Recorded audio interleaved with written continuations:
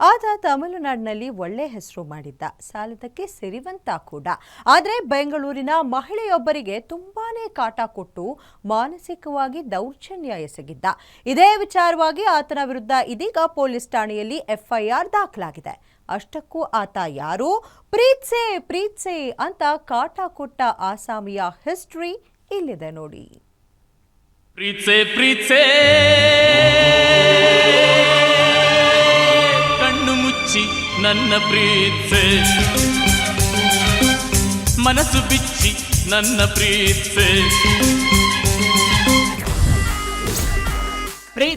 ಪ್ರೀತ್ಸೆ ಅಂತ ಮಹಿಳೆಗೆ business man torture. ತಮಿಳುನಾಡಿನ ಇವಿಪಿ ಫಿಲ್ಮ್ ಸಿಟಿ ಮಾಲೀಕನ ಮೇಲೆ ಎಫ್ಐಆರ್.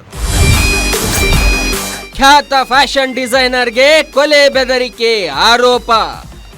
ಉಸಿರಾಗಿ ಪ್ರೀತ್ಸೆ, ಬದುಕಾಗಿ ಪ್ರೀತ್ಸೆ, ನನಗಾಗಿ ಪ್ರೀತ್ಸೆ ಅಂತ ಕಾಟ ಕೊಟ್ಟು ಕೊಲೆ ಬೆದರಿಕೆ ಹಾಕಿದ್ದ ಆರೋಪದ ಮೇರೆಗೆ ತಮಿಳುನಾಡಿನ ಇವಿಪಿ ಫಿಲ್ಮ್ ಸಿಟಿ ಮಾಲೀಕನ ಮೇಲೆ ಬೆಂಗಳೂರಿನಲ್ಲಿ ಎಫ್ಐಆರ್ ದಾಖಲಾಗಿದೆ. ಪ್ರೀತ್ಸೆ ಅಂತ ಖ್ಯಾತ ಫ್ಯಾಷನ್ ಡಿಸೈನರ್ಗೆ ಕಾಟ ಕೊಟ್ಟ ಆರೋಪವಿದೆ. ಈ ಫೋಟೋದಲ್ಲಿರುವ ವ್ಯಕ್ತಿಯ ಹೆಸರು ಸಂತೋಷ್ ರೆಡ್ಡಿ, ಹೇಳಿಕೊಳ್ಳೋಕೆ ಬಿಸಿನೆಸ್ ಮ್ಯಾನ್.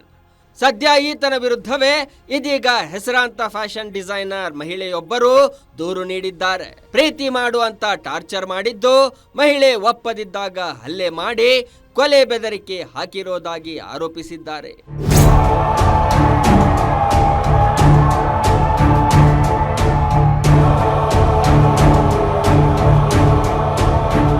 ಸಂತೋಷ್ ರೆಡ್ಡಿಯ ಕಾಟ ತಾಳಲಾರದೆ ಸಂತ್ರಸ್ತೆ ವೈಯಾಲಿ ಕಾವಲ್ ಪೊಲೀಸ್ ಠಾಣೆಯಲ್ಲಿ ಎಫ್ಐಆರ್ ದಾಖಲಿಸಿದ್ದಾರೆ.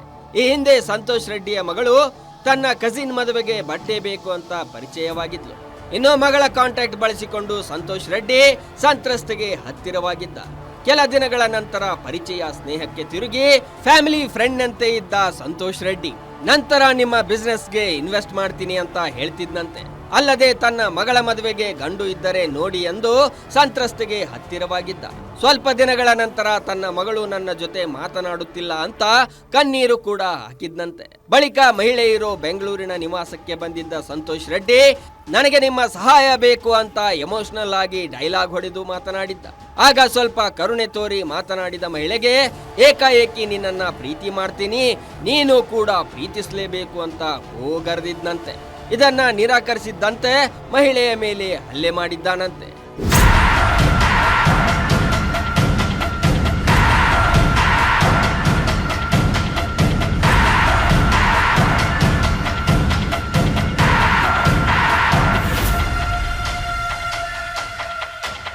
ನೀನು ಲವ್ ಮಾಡಿಲ್ಲ ಅಂದ್ರೆ ನಿನ್ನಿಬ್ಬರ ಮಕ್ಕಳನ್ನು ಕೊಂದು ನಿನ್ನನ್ನು ಕೊಲ್ತೇನೆ ಎಂದು ಬೆದರಿಕೆ ಹಾಕಿದ್ದಾನೆ. ಇನ್ನು ಈತನಿಗೆ ಎಷ್ಟೇ ಬುದ್ಧಿ ಹೇಳಿದ್ರು ಆತ ಟಾರ್ಚರ್ ಮಾಡೋದನ್ನ ನಿಲ್ಲಿಸದೆ ಹೋದಾಗ ಮಹಿಳೆ ಕಾನೂನಿನ ಮೊರೆ ಹೋಗಿದ್ದಾರೆ. ಇನ್ನು ಪ್ರಕರಣ ದಾಖಲಿಸಿಕೊಂಡ ಪೊಲೀಸರು ತನಿಖೆಯನ್ನ ಮುಂದುವರಿಸಿದ್ದಾರೆ.